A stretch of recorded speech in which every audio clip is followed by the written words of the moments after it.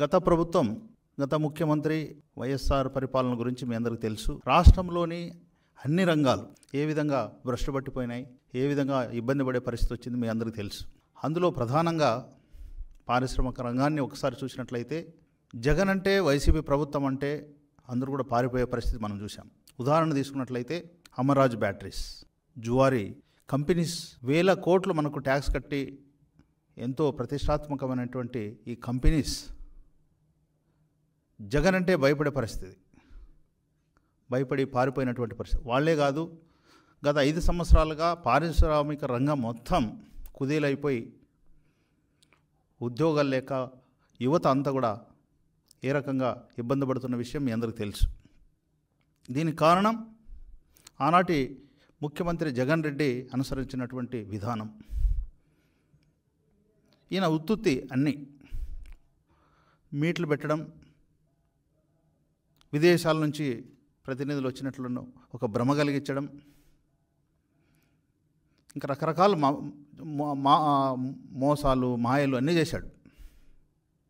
దాని ఫలితంగా ఈరోజు రాష్ట్రం పారిశ్రామిక రంగం అనేది అన్ని రకాలుగా ఇబ్బంది పడే పరిస్థితి మనం చూస్తున్నాం. దీనికి భిన్నంగా మీరు చూశారు, జూన్ 12, 2024 నాడు ముఖ్యమంత్రిగా నారా చంద్రబాబు నాయుడు గారు ప్రమాణ స్వీకారం చేసిన మొదటి అడుగు నుంచే పారిశ్రామిక రంగానికి సంబంధించి కీలకమైనటువంటి నిర్ణయాలు తీసుకున్న విషయం మీ అందరికీ తెలుసు. అందులో ప్రధానంగా ఈజ్ ఆఫ్ డూయింగ్ బిజినెస్ అని నుంచి స్పీడ్ ఆఫ్ డూయింగ్ బిజినెస్ అనే పాలసీకి అనుగుణంగా పరిగెత్తిస్తున్నాడు. అనుభవం, ఈ రాక్షస పాలన నుంచి చూసినటువంటి ఇబ్బందులన్నీ కూడా గమనించి మొట్టమొదటిసారిగా కాన్సన్ట్రేషన్ చేసినటువంటి రంగం పారిశ్రామిక రంగం.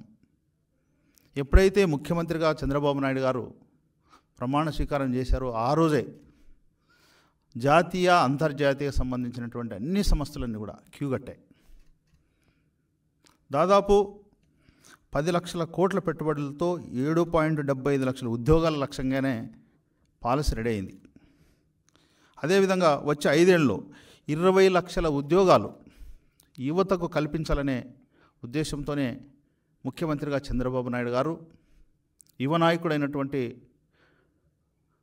నారా లోకేష్ బాబు గారు ప్రతిరోజు యువత గురించి ఆలోచిస్తున్న విషయం మీ అందరికీ తెలుసు. అందులో భాగంగా యువకుడైనటువంటి కర్నూలు జిల్లా వాసి అయినటువంటి టీజీ భరత్ గారికి ఎంతో అనుభవం ఉన్నటువంటి ఫ్యామిలీ అది. మినిస్టర్గా,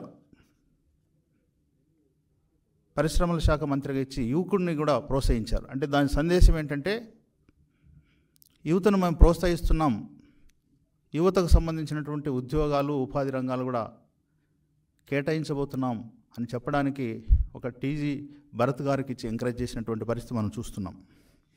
అట్లనే రాష్ట్రంలో 3 చోట్లు లూలు సంబంధించినటువంటి మీరందరూ చూశారు, రాష్ట్ర వ్యాప్తంగా ప్రజలందరూ కూడా మాల్స్ మొదలు పెట్టడానికి కూడా దాదాపు 172 కోట్లతో లూలు సంస్థ సిద్ధమైంది.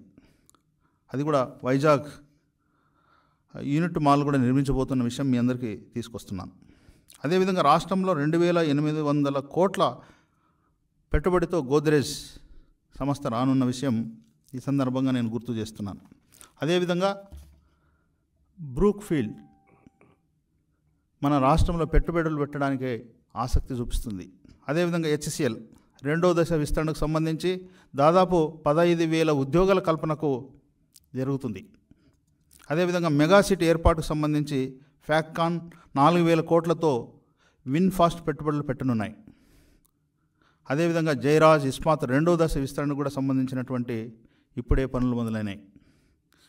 మరి ముఖ్యంగా medical university, AI artificial intelligence university, industrial research park ఏర్పాటుకు సంబంధించి SRM యూనివర్సిటీ ఆల్రెడీ ముందుకొచ్చింది. అదేవిధంగా శ్రీ సిటీలో 1570 కోట్ల పెట్టుబడులతో నెలకొన్న 1500 సంస్థలు కార్యకలాపాలు ఇప్పటికే స్టార్ట్ అయినాయి. ఈ రకంగా ముఖ్యమంత్రిగా చంద్రబాబు నాయుడు గారు అయిన మరుక్షణమే మరి ఇన్ని కంపెనీస్ క్యూ పట్టాయి.